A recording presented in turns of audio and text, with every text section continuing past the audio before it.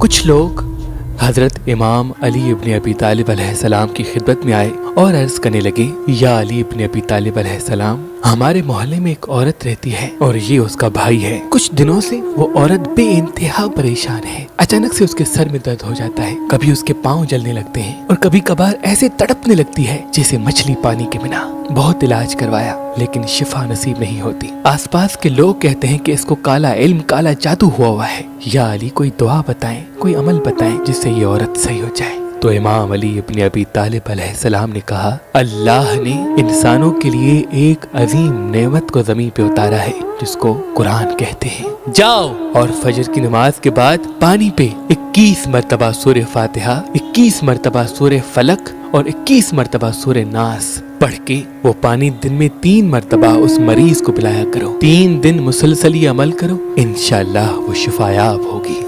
अगर आप अपने नाम और तारीख पैदाइश के हिसाब से अपना लकी पत्थर लेना चाहते हैं तो आज ही मेहरबान स्टोन्स के नंबर पे कॉल करें और अपना लकी पत्थर हासिल करें। मजीद मालूमात के लिए हमारी वेबसाइट या हमारी एप्लीकेशन भी विजिट कर सकते हैं।